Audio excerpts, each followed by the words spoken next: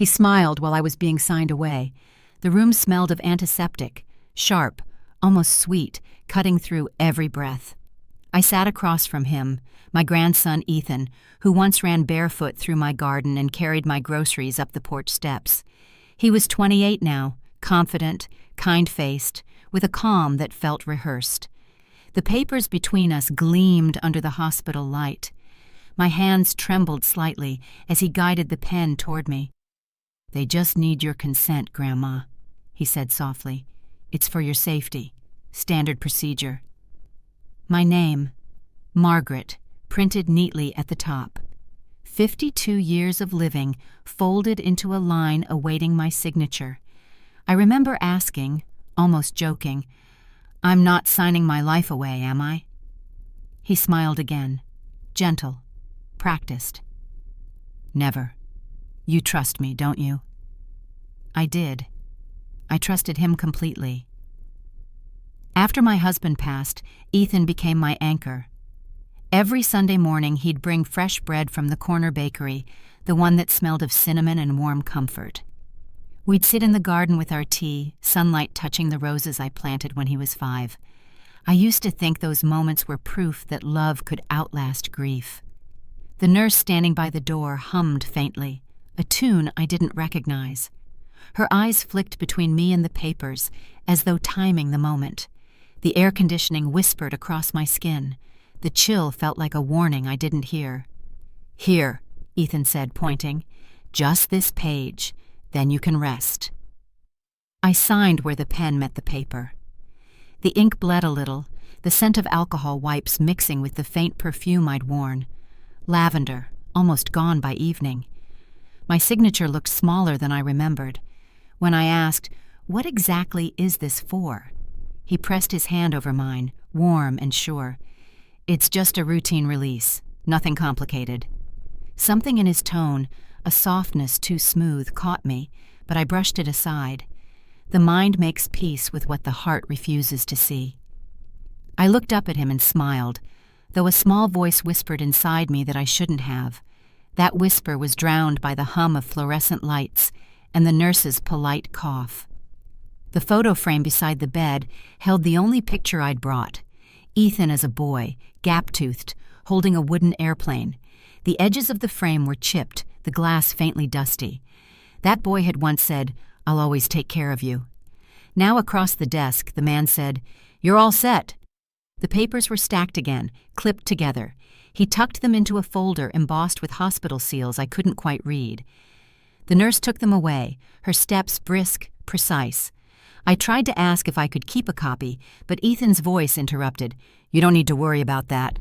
I'll handle everything." It was such a simple line, the kind you'd say to comfort someone fragile, but his tone didn't carry comfort. It carried control. I caught the faintest trace of cologne as he leaned closer to kiss my forehead. A scent I'd never smelled on him before. Expensive, deliberate. "Rest now," he said. "You're in good hands." When he walked away, the echo of his footsteps matched the steady beeping of a heart monitor nearby.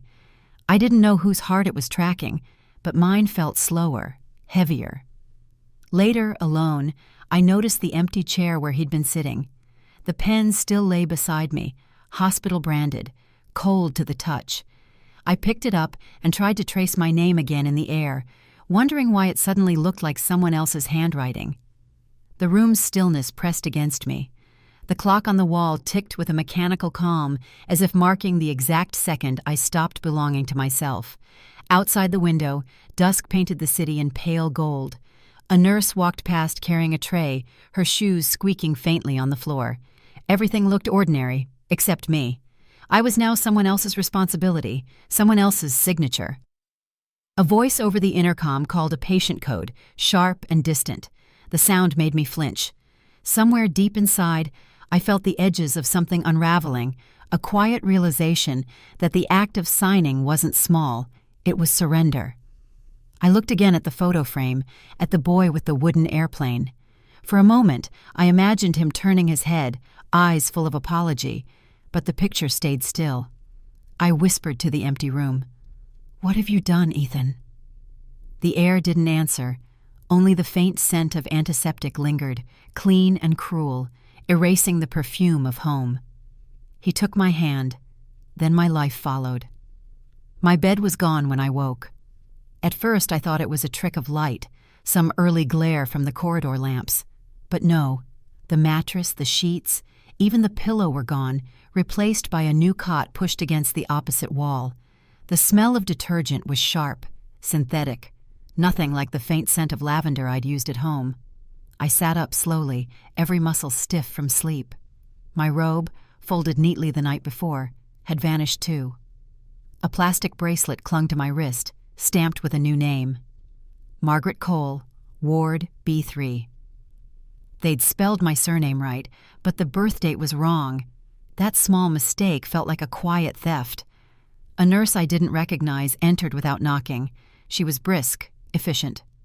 "Good morning, Mrs. Cole," she said, mispronouncing it. "Breakfast soon." I tried to smile. "It's Cole, dear." She didn't reply. She pulled the curtain, adjusted a chart, and left before I could ask where my things were. The air she left behind smelled faintly of bleach and starch. I looked toward the small table where my cup of tea used to wait every morning. Gone. The photo of Ethan on graduation day. Gone too. Only a white envelope sat on the metal surface, sealed, unmarked. I touched it. The paper felt thick, official. Inside, a short printed note. Relocation completed under Family Authorization Reference 02A7, Residence, Evergreen Unit. Relocation. The word pressed heavy in my chest. I was still in a hospital, but not the same one. They had moved me while I slept. When the door opened again, it wasn't Ethan. It was a different woman in uniform. She smiled professionally. "You'll find everything easier here. More care, more attention. Your grandson arranged it all." I tried to keep my voice steady. "And where exactly is here?" She looked at her clipboard. "Evergreen Care Facility. This is your new home now." Home. The word didn't belong in her mouth. I wanted to protest, to ask for my own address, my garden, my tea set. But my throat betrayed me. I just nodded. The next few hours were a blur of introductions I couldn't keep track of. New faces, new schedules, a new bed number. I was patient 14B, apparently. The walls were a shade of cream too clean to belong to comfort. When they wheeled another resident past me, I caught her whispering to her daughter, "Don't leave me here." The daughter didn't answer, only adjusted her coat and left. The door clicked behind her, soft but final. A cold realization settled in. I was that woman now. I walked, or rather shuffled, to the window.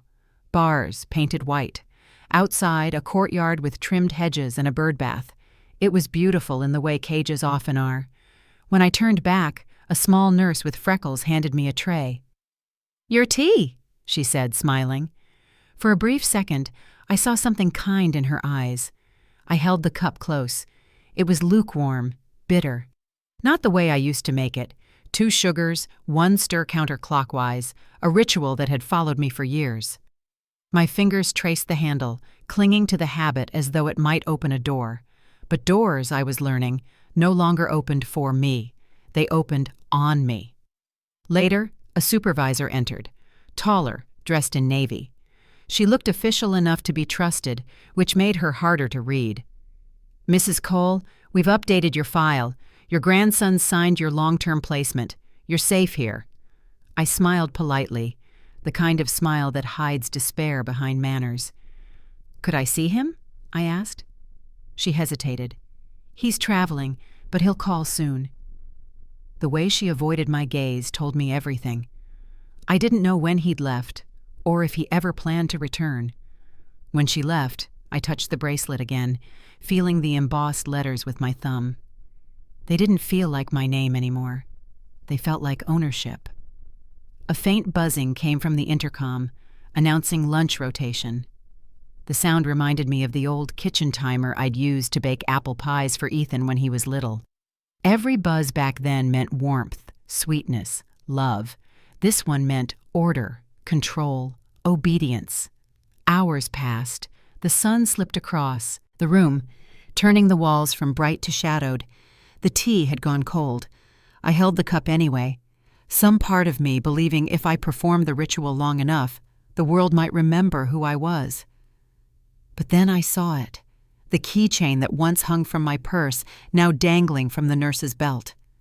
The small brass tag engraved with my late husband's initials. I rose, voice trembling. "That's mine." She froze for a second, then smiled as if to a child. "Oh, it must have been misplaced when you moved in." Moved in. Not brought, not admitted. Moved in, as though I had chosen this. When she left, I sat on the cot and stared at the locked door. My hand reached for the handle. It turned halfway before catching. It didn't open. I pressed my forehead against the cool metal, heartbeat steady, breath slow. That was when it hit me. Not just fear, but finality. I realized the door locked from the outside. They spoke about me, not to me. The voices came from behind the curtain, soft at first, almost respectful, then sharper. Paper shuffled, footsteps crossed near my bed. I kept my eyes half closed, pretending to sleep, though every word carved its way into me. "She's stable," one said, "but transfer request is pending." Another voice replied, lower, careful. "Guardian consent already filed under family authorization 02A7. Just process it quietly." The curtain swayed as someone moved closer. I could smell antiseptic again, stronger today, mixed with coffee on someone's breath. They spoke like I wasn't there, like my body existed, but my will didn't. When the voices faded, I turned slightly, the hospital blanket rough under my fingertips. A faint hum of machines filled the silence, steady and cold. Each beep counted seconds, and every second whispered the same truth. I was being managed, not cared for. Later that afternoon, a new nurse came in. She looked younger than the rest, nervous but kind. Her badge was tilted. I couldn't read her name. She checked my chart quickly, her eyes darting to the door. Then she leaned closer and whispered, "You didn't approve this transfer." My heart stumbled. "What do you mean?" I asked quietly. She shook her head. "I can't say more. They'll see the audit trail." Before I could speak again, she slipped a folded note into my palm, her hand trembling slightly. "Hide this," she whispered. The door creaked open. Another nurse walked in with a tray. My ally straightened instantly, her tone shifting. "Vitals normal," she said briskly, and left without looking back. When the door closed again, I opened the note with careful fingers. It was written on a torn prescription sheet, the words tiny but urgent. "Consent form falsified, record entry refersher C41B." The sound of my own breathing filled the room. I glanced toward the clipboard hanging by my bed, the same one they always carried in and out. It held my life reduced to codes, initials, signatures. Somewhere in that pile was proof I'd never given. I stared at the curtain's edge, light flickering against its folds as staff walked past. Conversations drifted in and out. Words like reassignment, guardianship, discharge timing. I listened, memorizing voices. The rhythmic tap of shoes became a language I was learning to translate. In the evening, when they dimmed the lights, I practiced stillness. I counted each sound, the distant elevator bell, the hum of the air vents, the faint rattle of a medication cart. Every tone was a signal that I was still inside the system that had claimed me. Hours later, the young nurse returned, quieter now. "Keep the note," she whispered, adjusting my blanket as though performing routine care. "If anyone asks, you never saw me." "Why are you helping me?" I asked, voice trembling. She hesitated, then said, "Because one day I'll be you." Her words stayed with me long after she left. The curtain fluttered slightly, stirred by air conditioning, or maybe by something invisible, a conscience trying to breathe. I hid the note deep inside the lining of my gown, pressing it against my skin. It felt like both a secret and a heartbeat. From the hallway, I heard laughter, a nurse's joke, careless, ordinary. For them, this was just another night. For me, it was the night I learned the rules had already been rewritten. The clipboard hanging on the wall caught the faintest glint of light. It looked harmless, almost banal. But I knew now it held my story in someone else's handwriting. A passing doctor's shoes squeaked. He stopped just outside my curtain. I held my breath. The sound of papers turning echoed softly. Then silence, then retreating steps. I released the air slowly, feeling it scrape my throat. I had become invisible in a place meant to heal. The note's paper rustled faintly as I adjusted my blanket, a small sound lost beneath the steady pulse of machines. But to me, it was louder than any alarm. I folded the note and hid it in my gown. Kindness had a price tag. The sunlight from the teller's window hit my face so sharply that for a moment I thought it was trying to wake me. The reflection off the marble counter made me squint, and through that haze I saw the paper, the account statement that didn't belong to the woman I believed I still was. He had said, "Let me handle your bills, Grandma. It's easier for both of us." Easier. Such a small, slippery word. I'd heard it before, first when my husband passed, then from doctors, then from lawyers. Every time someone said it, I lost a little more of my name. The clerk behind the glass smiled politely. "You'll see these withdrawals here," she said, tapping the paper with her pen. $3,200, recurring weekly, all authorized under family access. Family access. The phrase rang like a verdict. Leaned closer, tracing the neat lines of ink, my own signature appearing again and again, each one slightly off, as if forged by someone who loved me enough to imitate me perfectly. "Could you print the most recent balance?" I asked. The clerk hesitated. "Of course, ma'am." The printer hummed quietly. Paper slid out like confessions. My balance, once steady and sufficient, was nearly halved. My pension, my savings, even the small nest egg my husband left me, all siphoned quietly through kindness. I steadied my hand on the counter, my voice steady but thin. "Can you tell me who made these withdrawals?" Her eyes flicked to the monitor, then back to me. "It says family representative, Ethan Cole." For a second, the name didn't belong to him. It sounded like a stranger's. I remembered his laughter from years ago, when he'd helped me set the dinner table, his sleeves rolled up, calling me his lucky charm. Now his charm had a ledger. "Did he mention what the money was for?" I asked. "According to the system," she said softly. "Loan collateral for a business account." My breath caught. I asked, "A business? What kind?" She hesitated again, lowering her voice. "A startup. Mortgaged under your pension guarantee. There's a reference ID attached if you'd like to see it." She turned the screen slightly, showing a number beside his name. A neat, cold chain of digits, proof that affection had turned into credit. I forced a small laugh. "Of course. He's always been ambitious." The clerk smiled nervously. "You raised a smart one." I nodded, even as the sunlight shifted, glaring across the glass until everything blurred. The warmth that used to comfort me now burned against my skin. I folded the papers carefully, each crease deliberate. I noticed my signature again, that slanted M I'd always written since school, but this one looked too even, too smooth. A practiced hand had learned my tremors. Outside the branch, the street hummed with ordinary life, people crossing, traffic lights changing, birds picking crumbs near the curb.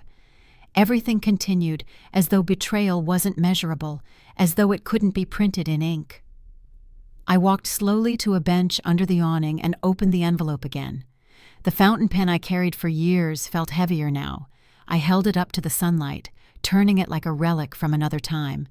I remembered buying it for my husband's last birthday. He had said, "A pen lasts longer than memory." I wondered if that was true, if even betrayal could be written beautifully when you used the right ink. I traced one line on the envelope's seal with my thumb. The adhesive crackled faintly. Paper had texture, and guilt always left fingerprints. When I returned to the counter to thank the clerk, she leaned forward just slightly, lowering her voice. "Ma'am, if I may." Everything here seems properly authorized. I just thought you should know." Her kindness trembled between words. I gave her a faint smile, because what else could I do? "He's a good boy," I said quietly, lying through the softness of habit. She nodded, but her eyes betrayed doubt. I left the bank, clutching the envelope like evidence from a crime scene. The air outside shimmered with heat. People rushed past, unaware that in my hands I carried the cost of trust. When I reached the corner, I stopped and looked down at the paperwork one last time. My name, written neatly, beautifully, dishonestly, stared back at me. The sunlight caught the ink and turned it silver for a moment, almost pretty. I thought of how easily beauty disguises theft. As I folded it again, the clerk's voice from earlier replayed in my mind, low and apologetic, almost kind. "You signed for this." The words clung to me all the way home. One envelope changed everything. It arrived late in the afternoon, when the hallway lights flickered to life and cast long yellow lines across the tiled floor. A courier appeared at my door, his uniform damp from the drizzle outside. "Delivery for Mr. Cole," he said, handing me a thick envelope sealed with deep red wax.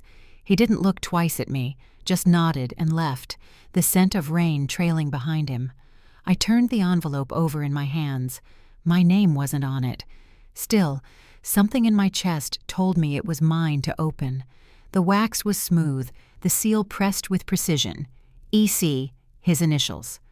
I shouldn't have broken it. But I did. The paper inside was heavy, official. The words sat in clean rows, each one colder than the last. Transfer of guardianship, Evergreen Trust, beneficiary, Ethan Cole. There it was, my life converted into property, my name stripped to initials. Subject MC, not grandmother, not woman, not patient, subject. The lamp beside my bed flickered once, the bulb buzzing faintly. The air around me shifted from stale warmth to a creeping chill that reached through my sleeves. I traced the letterhead's embossing, the gold lettering glinting like a verdict. I whispered, "He signed me away." A knock startled me. The nurse entered, cheerful, carrying evening medication. "All right, dear, time for your tablets." I slipped the paper under my blanket before she noticed. My hand shook as I swallowed the pills. She smiled absently and adjusted the lamp, its light glowing across the sealed envelope now resting on my lap. "Do you know where Ethan is?" I asked quietly. She paused. "He was here last week, wasn't he?" Her uncertainty cut deeper than her answer. She left before I could ask again, her shoes squeaking softly down the hall. The sound faded, leaving only the hum of the fluorescent lamp and my pulse, heavy and uneven. I unfolded the second page. It detailed payment schedules, insurance releases, and something called long-term placement authorization. Every paragraph confirmed what I had feared. I wasn't living here by mistake. I was placed here by consent, his consent. At the bottom, his signature. Neat, confident, familiar. I'd watched him sign holiday cards with the same flourish. Now it marked my confinement. I pressed the page to my chest, trying to feel something through it. Heat, truth, maybe forgiveness. But the paper stayed cold. The stakes had changed. If this was real, then every visit, every soft word from him was performance. The kindness I clung to had been accounting. I needed to know how deep the lie ran. A plan began to form as the night deepened. I would ask the mail clerk tomorrow, the one who collected outgoing parcels. Perhaps she could trace where the letter had come from. I would say it was misplaced. I would say I was helping correct a delivery. The lamp buzzed again, and its light dimmed to amber. I caught my reflection in the polished brass base, pale face, sharp eyes. I didn't look helpless. I looked aware. For the first time since arriving, I felt the burn of anger under my ribs. The next morning I waited by the nurse's station until I saw the courier again, the same man from yesterday. "Excuse me," I called. "That letter you dropped, are you sure it was for Ethan?" He frowned. "Yes, ma'am, it's addressed to him. Legal courier dispatch, signature verified." Whose signature? I asked. He tapped his logbook. E. Cole. The book's pages fluttered as he turned them, stopping at a reference code inked neatly in blue. Delivery ID C43B. He didn't know he'd just handed me proof. "Thank you," I said softly. "You've helped more than you know." He smiled politely and left, unaware he'd just confirmed a betrayal in writing. When I returned to my room, I sealed the letter again, pressing the wax flat with the base of my lamp. The heat from the bulb softened it just enough. My fingertips burned faintly against the metal, the pain grounding me in the moment. I sat there, holding that envelope, both weapon and wound, until the night nurse dimmed the lights. It was strange how quiet truth sounded when finally uncovered. I tucked the envelope beneath my pillow, close enough to feel through the fabric. I finally had his lie in writing. My call disconnected at the truth. It was past dusk when I picked up the rotary phone, its coiled cord stretching like an umbilical line to whatever hope I had left. The rain outside tapped against the windowpane in erratic bursts, a rhythm that sounded almost like warning. I dialed the number from the pamphlet the nurse had left behind, the Elder Services helpline. My fingers trembled, but I managed to press each digit slowly, deliberately. A voice answered after 3 rings. "Senior Assistants, this is Claire. How may I help you?" I exhaled. "Something's wrong with my account and my grandson.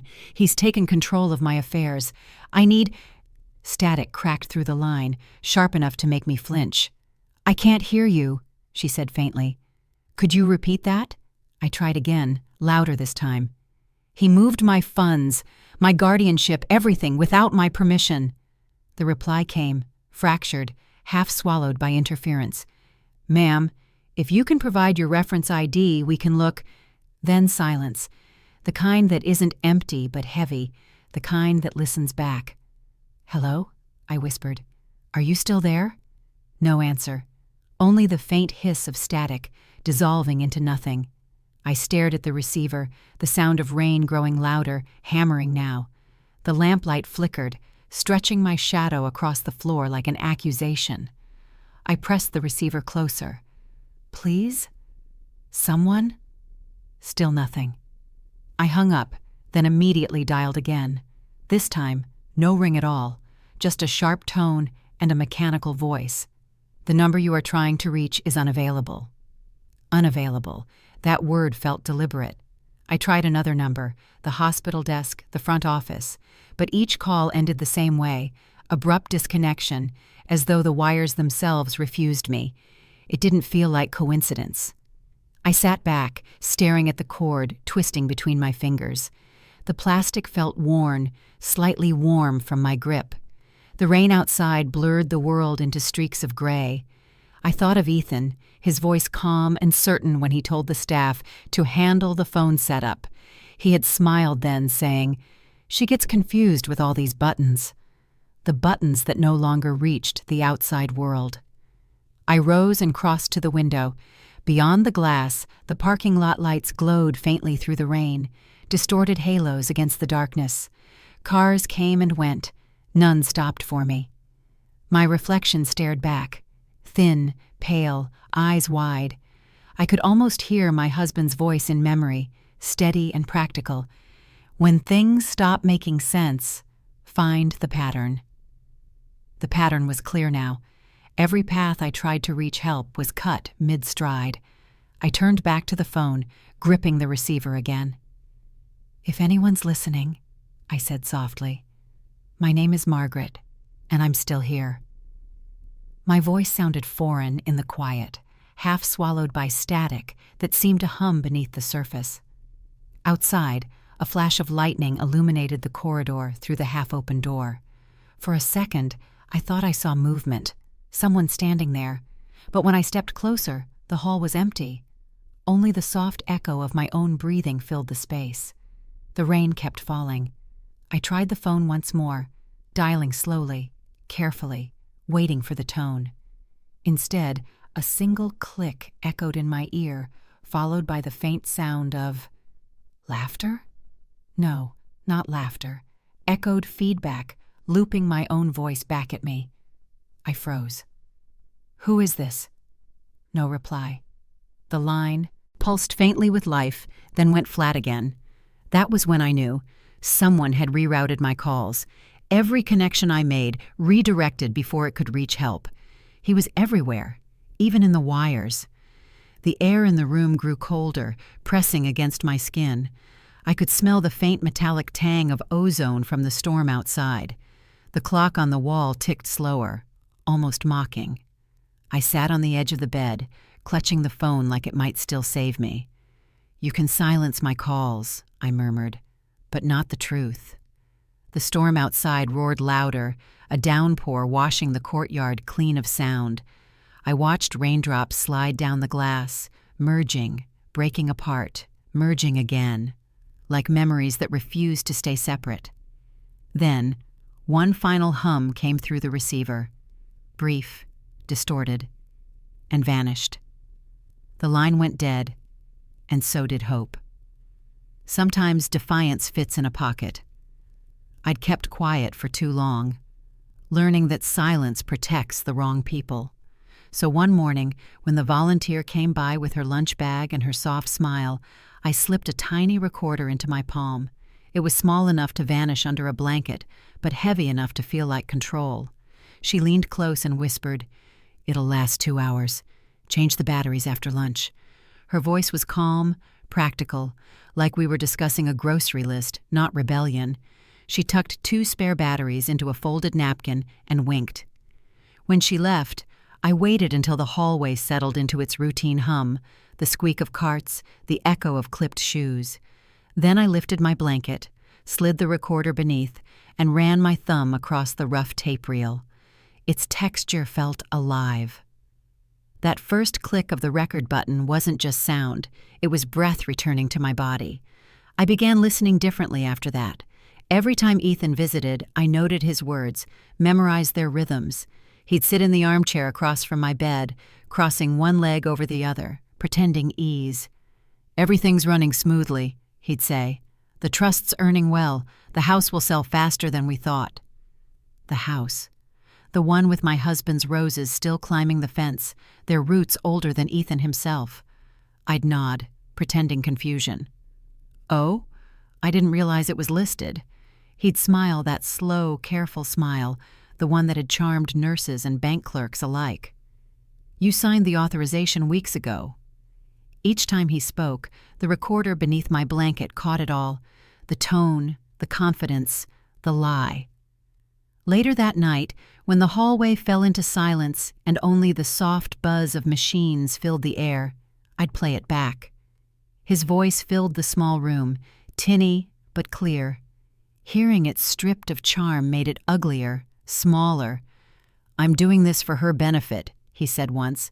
"She doesn't understand modern finances." I stopped the tape and stared into the darkness. "No, Wetz," I whispered. "You don't understand love."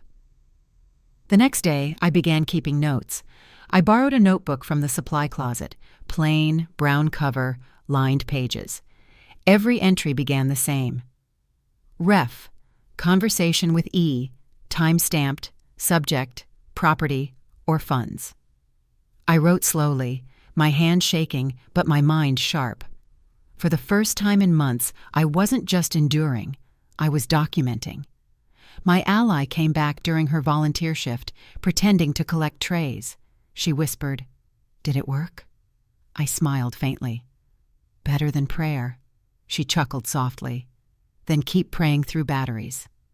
We both laughed under our breath, a sound that felt dangerous and right. In the afternoon, Ethan returned. He brought flowers, white lilies, their fragrance sharp enough to sting. He placed them by the lamp, arranging them like a ritual. "I wanted to brighten the room," he said. I watched him carefully. "They smell expensive." He laughed. "You're worth every cent, you know that?" My fingers brushed the edge of the blanket, feeling the recorder beneath. "Every cent," I echoed. He kept talking, about the lawyer, about the trust transfer, about future care options. His words flowed like honey over arsenic. "I think you'll love Evergreen's garden wing," he said. "It's quieter there. Fewer Distractions. He said distractions, the way one might say witnesses. The recorder clicked faintly as the reel turned. He didn't notice. He never imagined I could listen while appearing fragile. When he finally left, I reached under the blanket and stopped the tape. My thumb came away with a faint groove pressed into the skin, a small, rough mark, proof that rebellion leaves texture. That night, I wrote in my notebook. Ref. Entry 7C. Subject spoke freely about sale of property. Tone, assured, smile, weaponized. The lamplight pooled over the page, soft and warm. I could almost hear my husband's voice again. Keep your own record, Maggie. Paper remembers what people try to forget. So I did. I wrote, recorded, waited. Every small act became defiance folded into the mundane, a battery replaced under a napkin, a phrase repeated under breath, a secret stored in plain sight. By the end of the week, I had 6 full recordings, each one clearer than the last, each one another thread in the trap I was weaving. The next morning, as the clock struck 9, I heard footsteps. His. I slipped my thumb over the recorder, heart steady this time. He opened the door, smiling. "Morning, Grandma. How are we today?" I pressed record as he entered, smiling. The lawyer smiled too easily. His office was polished, all dark wood and measured light, an expensive kind of quiet. The clock on the wall ticked steady, each second a reminder of the hours I'd lost to waiting. He gestured toward the chair across from his desk, the gesture casual, practiced. "I've reviewed your concerns," he said smoothly, sliding a folder toward me. "But as you can see, everything appears in order." The folder stopped just short of my hand. I opened it. My appeal, the one I'd sent to the firm weeks ago, was stamped resolved. In the corner, a signature I didn't recognize. "Who authorized this?" I asked. He leaned back, interlocking his fingers. "Your representative, of course, Mr. Cole." The name hit like a slap. "He's not my representative." He smiled again, smaller this time. "The retainer lists him as your proxy. He paid the service fee." I scanned the document, my eyes finding the number, $18,000 withdrawn. The ink gleamed faintly under the desk lamp. My stomach twisted. "He paid it with my account," I said. "Then I'd assume consent," he replied, tone light, dismissive. Something inside me shifted. I'd seen this before, the warmth that cloaked manipulation, the ease that came from lying for money. "You knew," I whispered. "You knew the consent was forged." The lawyer didn't flinch. He reached for his pen instead, scribbling something on a pad. "These matters are complicated. Family arrangements often blur lines. I'd advise you to rest." The pen scratched against the paper, steady, deliberate. That sound. It felt louder than the ticking clock now. I watched his hand move, neat and clean, as though he were writing a grocery list instead of erasing a person. I forced my voice to steady. "I have recordings." He stopped mid-stroke. For the first time, his smile faltered. "Recordings?" "Yes. Conversations, dates, transfers. His voice, saying my house, my trust." The silence stretched, thick as tar. The clock ticked again. Once, twice, louder. He exhaled through his nose and adjusted his tie. "You'll find that such material is inadmissible without legal standing and without representation." He let the rest hang there, unfinished, but heavy. I leaned forward. "Then I'll stand alone." For a heartbeat, something like respect flickered in his eyes, then vanished beneath the mask. "I admire your spirit," he said softly. "But justice, Mrs." He caught himself, choosing neutrality. "Justice is expensive, and he's already paid it." The room felt smaller suddenly. The air thickened with heat, as if the light itself carried weight. I could feel the pulse in my fingertips, the paper soft under my nails. "You'll regret protecting him," I said. He chuckled, low, polite. "Regret doesn't pay retainers."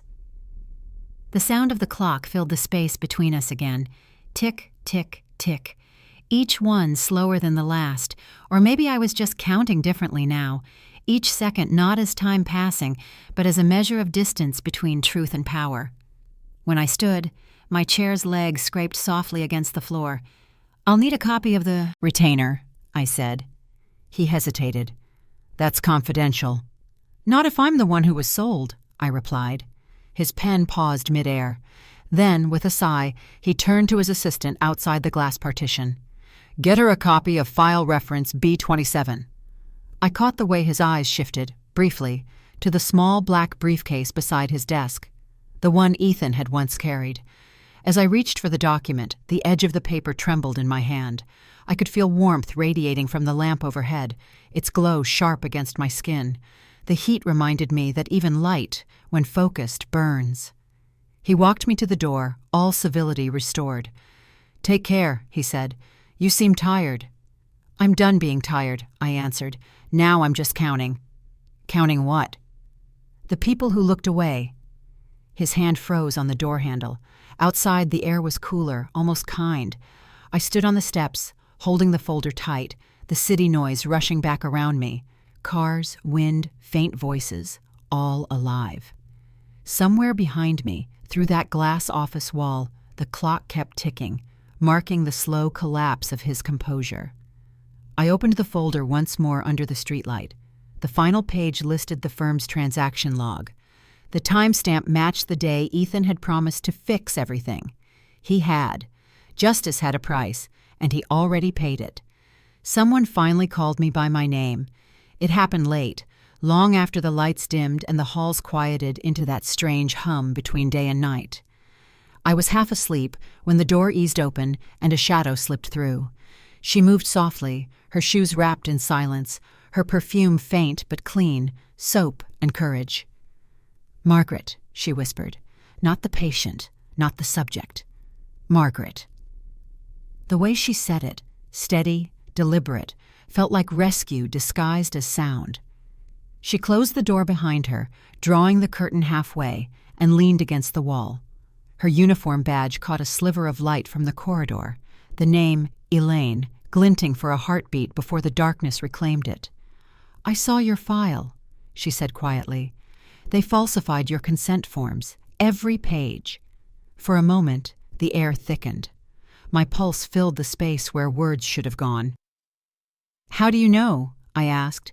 She pulled something from her pocket, a folded note smudged with ink. "The internal audit team. I'm helping them off the record. There's a copy of your original signature in the archive, and another one, different, attached to the guardianship transfer. He signed it for you." The breath I took next wasn't steady. "You're sure?"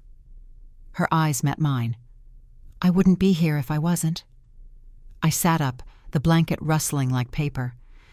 "If this is true, I can prove it." "You can," she said, but not yet. Tomorrow morning I'll hand you something, an audit summary. Reference A14. Keep it hidden." She stepped closer, the faint scent of soap following her. It wasn't sweetness. It was resolve. It reminded me of every woman who cleaned blood and truth in the same shift. I whispered, "Why are you helping me?" "Because I've watched too many people vanish into paperwork," she said, "and because he smiles too easily." Her words carried weight, the same quiet accusation I'd felt building for weeks. I reached out and touched her wrist lightly, as if to confirm she was real. "What if they find out?" I asked. Her mouth curved, but not in fear. "They already suspect me. I'd rather fall for telling the truth than rot for keeping it." The clock outside ticked faintly, a slow metronome marking courage. I listened to it as she leaned closer. "When they forged your file, they changed your emergency contact. It now lists him as next of kin." "So I don't exist on paper anymore?" She nodded. "Not until we change it back." The room felt colder suddenly, though the air hadn't moved. My mind raced through every signed page, every silence I'd mistaken for bureaucracy. Elaine glanced toward the door. "The night supervisor's making rounds. I can't stay long." I caught her hand before she turned the knob. "If something happens, if they stop you, Leave the audit under my mattress." She smiled faintly. "Already planned." Then softer. "Tomorrow, you'll be heard." When the door shut, the air settled back into stillness, but it didn't feel empty. The scent she left behind, soap, ink, faint perfume, clung to the sheets. I pulled out my notebook and wrote, "Reference, Internal Audit, A14. Allie confirmed falsified consent." The words steadied my breathing. For the first time in months, the fear wasn't directionless. It had shape, and that shape was evidence. The night deepened. I could hear the faint buzz of the ceiling light, the hush of distant wheels on linoleum, the mechanical sigh of the air vents. And underneath it all, the echo of her promise, looping through my mind like a vow. Tomorrow, I thought, tomorrow, I'll be heard. I closed my eyes, clutching the folded note in my palm, its edges digging into my skin, real, undeniable. She said, "Tomorrow, you'll be heard." Truth waited on paper stacks. The ombudsman's office smelled faintly of dust and toner, a mixture of bureaucracy and quiet defiance. Rows of filing cabinets stood like soldiers who had seen too much. The fluorescent light above hummed, steady, almost kind in its persistence. I sat across from the paralegal, her hair pulled tight, her hands methodical as she checked every form twice. "This is your final submission," she said. "It'll be logged under your name only." My throat tightened. "Not his?"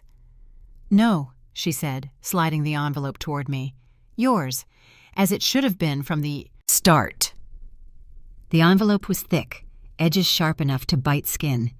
Each page inside carried a number, $62,400, withdrawn in increments, small enough to seem unnoticeable, large enough to steal a life's worth of trust. I had circled every figure, every forged initial. The ink looked angry now, darker than memory. She stamped the final page. The sound cracked through the quiet like a verdict. "He'll know you filed this," she said. "I want him to," I replied. She looked up then, surprised, not at the words, but at the steadiness behind them. For months I'd been careful, shrinking my voice into polite tones, but today the paper spoke louder. Outside the small window, late sunlight bled through blinds, striping the room in thin lines of gold. It hit the desk in bars, half light, half shadow. I watched it fall across the envelope seal, warming the wax until it glistened faintly. That light had once been my enemy, harsh and sterile. Now it felt like a witness. The paralegal tapped her pen. Once it's filed, they can't undo it. It triggers a full review, bank statements, guardianship orders, medical notes, all of it.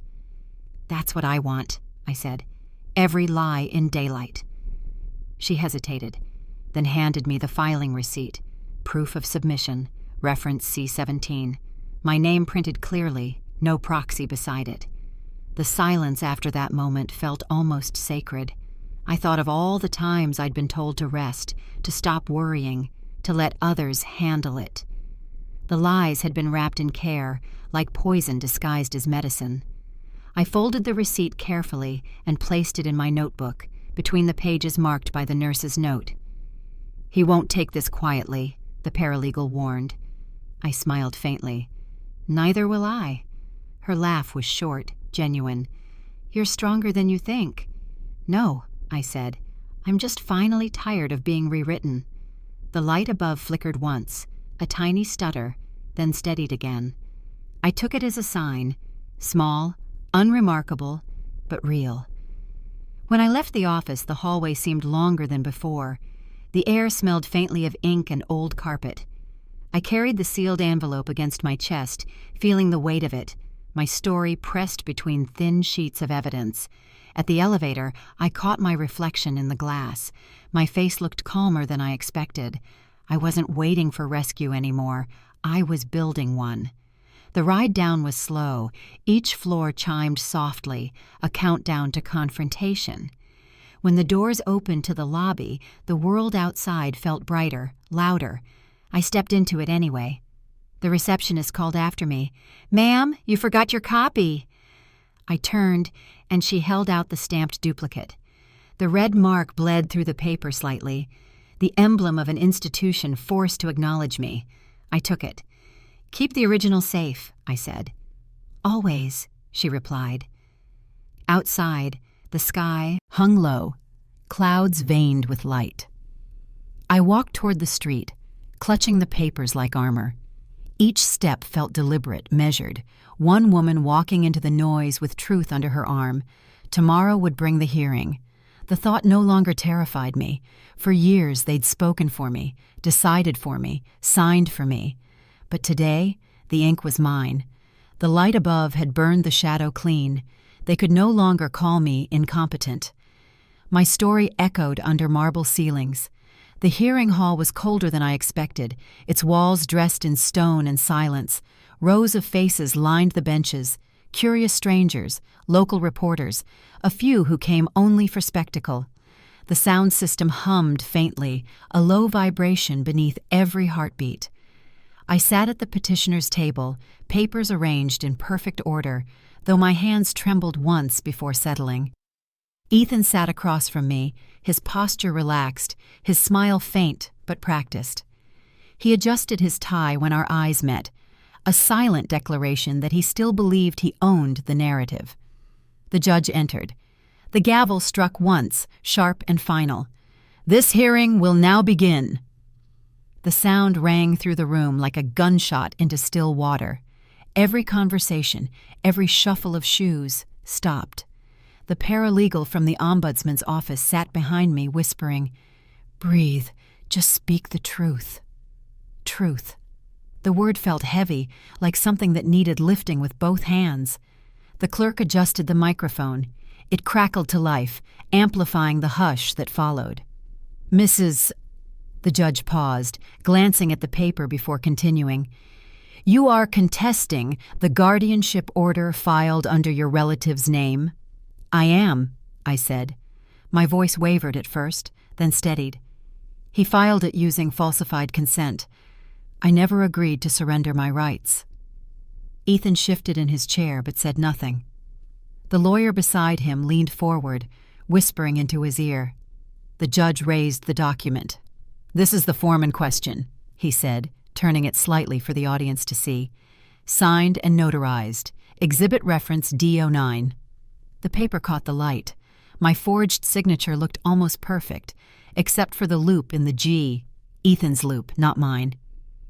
"I'd like to compare that to the verified signature from the audit," I said. My fingers brushed the microphone as I slid a folder across the table. The microphone hissed for a second, magnifying the sound of paper moving.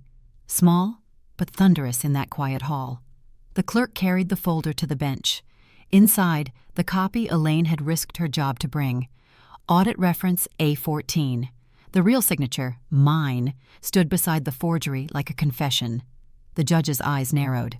"Where did you obtain this?" "From the hospital's internal audit," I replied. "It proves the consent was falsified and that $6,400 was transferred without my authorization." Murmurs rippled across the room. Someone gasped softly. The judge struck the gavel once. "Order." Ethan's lawyer rose. "Your Honor, these claims are emotional speculation. My client acted under lawful advice." "Lawful?" I said, standing. My voice rose before I could stop it. "Lawful doesn't hide signatures. Lawful doesn't forge family. Lawful doesn't silence the person it's supposed to protect." The microphone carried my words, sharp and clean. The hum beneath it felt alive now, like sound itself was on my side. Ethan leaned forward. "You don't understand how this works," he muttered, just loud enough. "I understand perfectly," I said. "You took what wasn't yours, and you thought no one would ever question it." The judge tapped the document again. "This discrepancy is concerning. I'll need statements from both financial and medical institutions."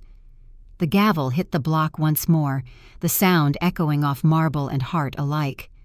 I caught Ethan's eyes again. For the first time, there was no calm there, only calculation faltering under scrutiny. My paralegal touched my arm lightly. "That was good," she whispered. "They heard you."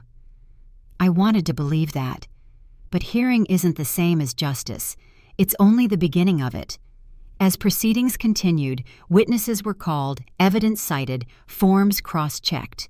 Each word added weight to the table between us until even silence carried proof. Then came the judge's final line for the day. "Further testimony will continue tomorrow. Until then, both parties are under institutional observation." He raised the gavel once more. The sound came down heavy. The air shuddered with it. But it wasn't final. Not yet. The gavel struck, but not for him yet. His charm broke before the cameras. The hallway outside the courtroom was no longer a corridor. It was a stage. Reporters swarmed, microphones thrust forward, camera flashes cracking like lightning. The hum of voices rose into a storm of questions I couldn't even separate. Somewhere in the middle of it all, Ethan smiled. That same easy smile he used on bankers, on nurses, on me. But now, under the lights, it began to tremble. "Mrs., over here!" someone shouted. "Is it true the documents were forged?" The flashes went off again, each one freezing us in fragments, his jaw tightening, my hands steady, the crowd closing in. "I have no comment," he said, his tone smooth but fraying. "Everything will be cleared soon." I could hear the false calm in his voice, the kind that used to make people trust him. But trust, once cracked, reflects light differently. It blinds before it heals. The lead reporter, a woman with a press badge pinned to her coat, stepped forward. "We've reviewed the probate filings," she said. "There's a mismatch in your client's declaration." Her voice carried. Every camera turned toward Ethan. "That's a clerical error," he replied quickly. "It'll be corrected." The reporter didn't flinch. "And the missing $62,400, was that a clerical error too?" The words hit him like a visible blow. I felt it ripple through the crowd, that sudden inhale when pretense finally meets proof. He started to answer, then stopped. The smile stayed, but the warmth left it. For the first time, I didn't look away. The lens between us no longer frightened me. It was justice with a heartbeat. The microphones caught every sound, his dry swallow, the click of a pen dropping, the flash's high-pitched whine before it burst again. That light, the same harsh white glare that once turned me small, now became my witness. One reporter turned toward me. "Do you have anything to say?" My fingers brushed the filing receipt still in my coat pocket. I met her eyes. "Only that silence has a cost. I paid mine long enough." Her expression softened, and the camera light followed her line of sight. I hadn't planned to speak, but truth has its own rhythm. It demands air when it's waited too long. Behind me, the paralegal whispered, "They're live streaming this." "I know," I said quietly. "That's the point." The crowd thickened as the courthouse doors opened wider. The reporter's crew angled for better shots. One of them lifted a handheld camera, its lens glinting like a coin flipping in the sun. Ethan leaned toward me, voice low and shaking. "You think this will ruin me?" I turned slightly. "No, I think you already did that yourself." He looked away then, first from me, then from the lights. His reflection flickered across the press badge swinging from a journalist's neck, his face distorted, stretched, dissolving. The questions didn't stop. They multiplied. "Did you know the documents were falsified? Was the victim coerced? Do you deny the audit findings?" Each one hit like a hammer on the fragile surface of his composure.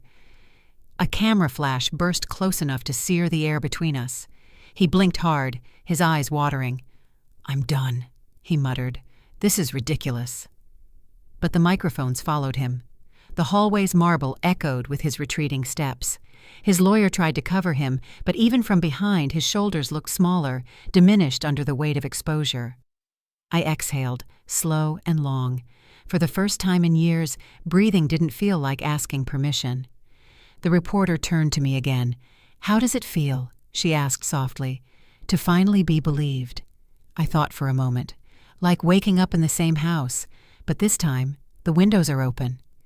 She nodded once, and the flash went off again, one last burst of light before the crowd began to fade. As they packed up cables and folded tripods, I stood by the courthouse door.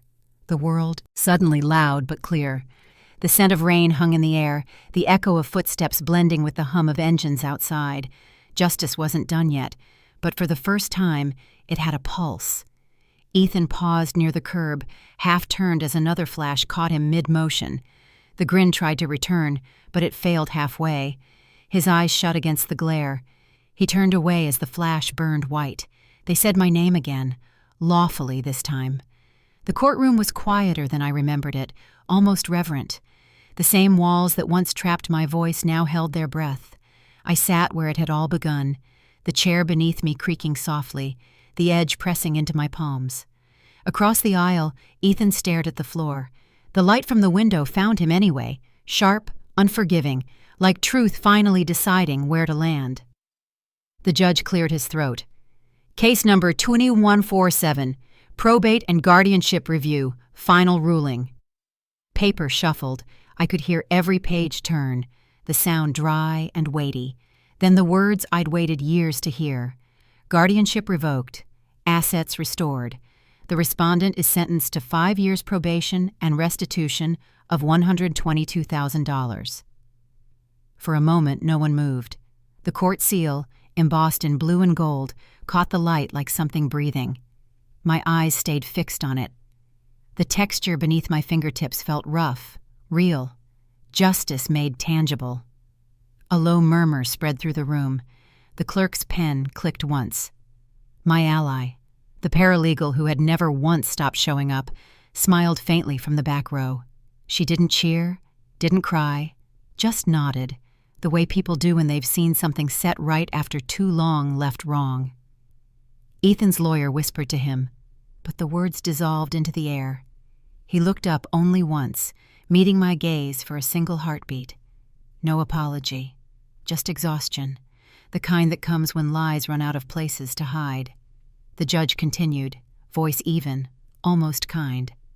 This court acknowledges the petitioner's perseverance and grants full autonomy, effective immediately. Autonomy. Such a simple word. I'd used it in letters, whispered it into dark rooms, held it like prayer. Now it existed on record, etched into pages that bore the seal of the state. I exhaled slowly. Thank you, Your Honor. He nodded. You may step down. When I rose, the wooden chair groaned again, a small sound, but it felt like release. The court officer opened the side gate. As I passed, my fingertips brushed against the edge of the bench, tracing the cool line of its grain. The sensation grounded me, sharp against the skin. That was my sensory proof, texture, the feel of finality. Outside, the corridor buzzed with restrained applause. Reporters hovered, cameras flashing once more, but this time, the light didn't sting. It revealed. One reporter called out, "Ma'am, how does it feel?" I turned slightly, like I finally belonged to myself. Again. He lowered his camera, maybe realizing the question had already been answered. Ethan was led out a few minutes later. The chains at his wrists clinked faintly.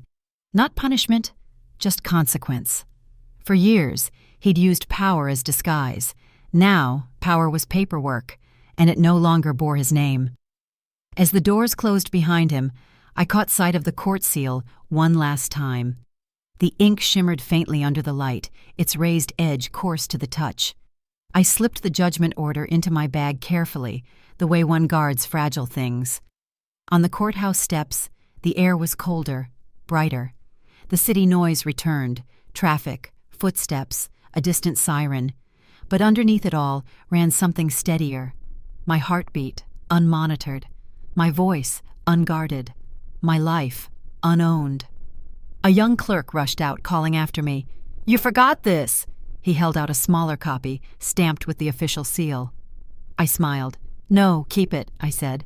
"Let the record stay double." He looked confused, but nodded anyway. I stood for a while at the edge of the steps, watching the afternoon fade. The light turned soft. gold spreading across the courthouse facade. For once, it didn't feel like the end of something. It felt like breathing room. The chair inside still creaked, the seal still pressed its mark, the pages still carried weight.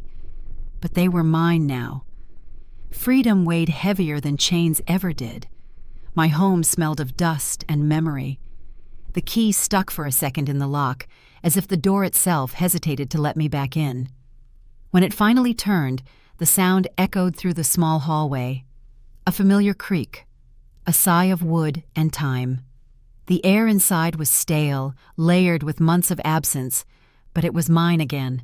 Sunlight spilled through the window, catching the slow dance of dust motes like suspended confetti. On the table near the door lay what I'd left behind: a chipped ceramic bowl, an unopened letter, a single glove. Each object seemed to ask, "Where were you?" I set my bag down carefully.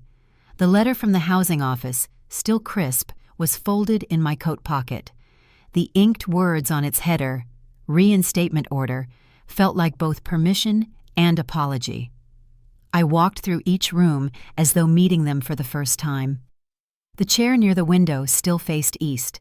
The curtain, stiff with dust, stirred slightly with the morning draft. A photograph sat on the mantel, edges curled, my late husband smiling from a summer that now felt borrowed. The scent of the house began to return. Not perfume, not cleaner, just the quiet trace of living. Tea, paper, old fabric, and the faint iron smell of rain-soaked air. It was imperfect, but it was real. I filled the kettle. The water sputtered as it heated, the first sound of domestic life reclaiming space. Steam rose, fogging the window pane where dust had dulled the glass. My hand trembled slightly when I reached for the cup. The warmth steadied me. Someone knocked. I hesitated before opening the door. It was the social worker who had checked on me throughout the case. She stood holding a small folder, smiling softly. "I just wanted to see how it feels," she said. I gestured for her to come in. "Strange," I admitted, "like the house waited." She nodded, glancing around. "Most do. They remember who tended them." She placed the folder on the table, a copy of the final reinstatement record, embossed with the housing office seal. "You're fully reinstated," she said quietly. "All backdated payments approved. It's over." Over. The word didn't land the way I expected. It didn't mean peace yet, just the end of someone else's control. I sat by the window, watching the curtain sway again.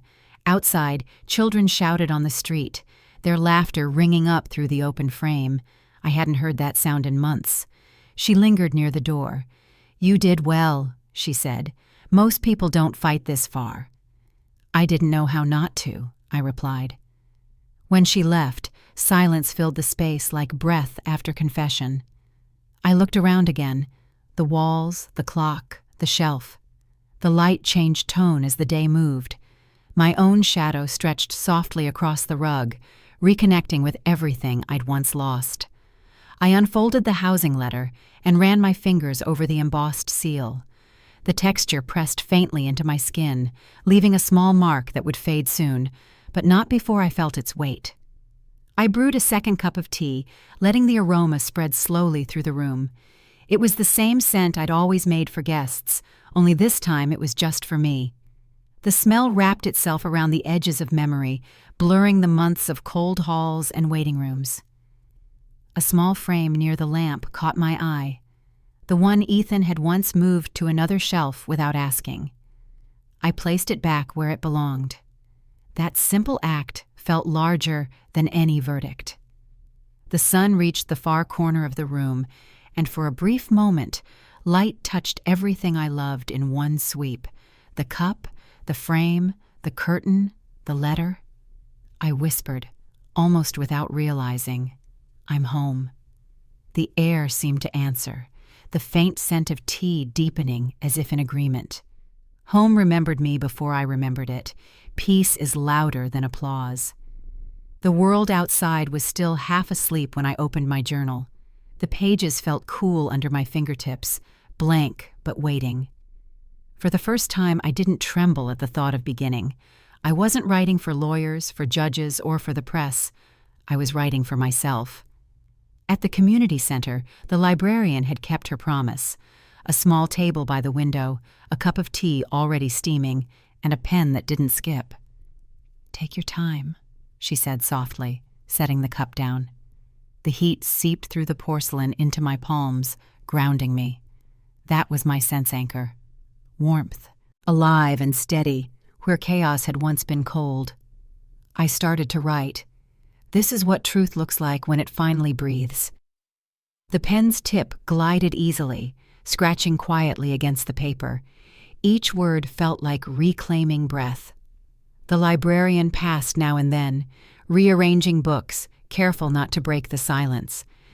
I caught her glance once, and she smiled, a small, knowing curve of empathy that said, "You're doing it." Outside, children's laughter drifted in from the park. It wasn't noise. It was evidence of life resuming. I wrote about the courtroom first, the way Ethan's eyes had darted when the sentence was read. I didn't need to write his crimes. The law had already done that. What I needed to write was the aftermath, the strange quiet that follows justice, when you don't quite know what to do with peace. The tea cooled beside me. I sipped it anyway. The taste was slightly bitter, but real. "Do you plan to publish this someday?" the librarian asked gently. I thought about it. Maybe. Or maybe it just needs to exist. She nodded, returning to her desk. Existing is enough. I smiled at that. For years, I'd lived in documentation, forms, signatures, receipts, proof of survival. But this was different. This was testimony. And testimony, unlike evidence, doesn't demand permission to matter. I flipped to the next page. My handwriting grew steadier. The words formed their own rhythm. Confession, pause, clarity. I wrote about mornings before betrayal, about the smell of lavender soap, about laughter echoing in a kitchen that no longer existed. And I wrote about the silence that followed, a silence that taught me how to listen to myself again. A woman entered the room, a stranger carrying a folder marked Support Group Schedules. She stopped when she saw me writing. "You're the one from the news, aren't you?" I looked up, unsure how to answer. "They said you fought for your own guardianship," she continued. "My mother's starting that process. Could you tell me how?" Her voice trembled slightly. I gestured to the chair across from me. "Sit," I said. "We'll start with what they tried to take from you." She did. And for the next hour, my words became something else. Guidance. Not anger, not revenge. Just a bridge. The librarian brought 2 more cups of tea. "For both of you," she said, placing them gently. The warmth between us expanded, no longer bound by one story. When the woman left, she hugged me tightly. "You made me believe it's possible," she whispered. I sat for a while after that, staring at the folded pages of my journal. The air in the room had changed, lighter, but purposeful. My hand ached, ink smudged on the side of my palm. It didn't matter. The words were down. They existed. I leaned back, watching sunlight creep across the wood floor. My story, once a wound, now felt like an offering. The librarian passed by once more, resting her hand briefly on my shoulder. "You'll want a fresh notebook soon," she said kindly. "Good," I replied. "That means I'm not finished." She smiled and walked away, leaving me with the sound of turning pages and the faint hum of life around us. I looked down at the last line I had written. It wasn't about loss or anger or even justice. It was about continuity, about what remains when the noise dies down. I dipped the pen once more, steady and unhurried, and on that quiet page, I wrote his name without fear. He smiled once to erase me. I smiled to endure. The morning was softer than I expected, sunlight glinting off the wet leaves as if the world itself was exhaling. The community garden had changed since the last time I stood here. New benches lined the path, young plants stretching toward the same light that once hid behind clouds. The air smelled of earth and lavender, a scent both old and forgiving. I knelt by the patch near the fence where his bench used to be. The soil was cool, alive beneath my fingers. The neighbor beside me, a kind man with patient eyes, handed me a small seed packet. "They'll need steady light," he said. "I can give them that," I replied. He smiled, but it wasn't pity, it was recognition. The quiet understanding of someone who knew loss but didn't name it aloud. Together, we pressed the seeds into the ground. Each one vanished into the dark, waiting for what came next. As I worked, I felt the rhythm of the act, the dig, the drop, the cover. Simple, almost sacred. A ritual for reclaiming time. I glanced at the folded photograph I'd brought, me standing in front of the courthouse, holding the judgment order. The edges were smudged, but the image was sharp enough to remember who I'd been. I placed it beside the soil for a moment before tucking it away again. The neighbor leaned closer. "You sure you want lavender? It takes patience." "I've learned patience," I said quietly. "And lavender remembers." He nodded once, pressing the last bit of soil down. "Then it'll suit you." The air shimmered as the sun rose higher, striking the small metal plaque I'd brought with me. I wiped away a streak of dirt and read the engraving. "For every silence, a seed." That was my proof now, not papers or signatures, but something that would grow without permission. I stood, brushing the dirt from my knees. My hand brushed against the seed packet again, its paper thin and fragile, yet holding more certainty than any contract ever had. I walked over to the community ledger, the clipboard resting on a nearby table, and signed my name in the volunteer section. For a heartbeat, I froze. The motion felt familiar. The same act of signing that once erased me from my own life. But this time the ink flowed freely. I wasn't surrendering. I was affirming. "I smile while signing my life back," I whispered. The neighbor looked up from where he was watering a bed of roses. "What's that?" "Just something I needed to say aloud." He didn't ask more. Some things don't need explaining when the air itself carries their meaning. Children ran past us, chasing one another between the rows of sunflowers. Their laughter rose high, tangled with the hum of bees. It wasn't chaos. It was continuity, life, refusing to stay still. I felt the warmth of sunlight against my shoulders, the same light that had watched me through courtroom glass and hospital blinds. It had followed me here, waiting for its cue to return. The librarian from the community center appeared at the gate, waving a folded note. "We're organizing a reading next week," she called out. "Bring something you've written." I smiled back. "Maybe I will." She gave a little nod before leaving, and I knew I would. I'd read something about forgiveness, not the kind you give others, but the kind you let yourself grow into. The neighbor finished watering and joined me by the bench. "You think they'll bloom?" he asked. "They will," I said. "Everything honest does, given light." He tilted his head toward the plaque. "That's a good line." "It's not a line," I said softly. "It's a truth." We stood there as the breeze picked up, swaying the young plants just enough to catch the light. The soil glistened faintly, dark and new, each seed hidden but accounted for. When I finally turned to leave, the photograph in my pocket pressed gently against my leg, a quiet reminder that stories don't end where pain does.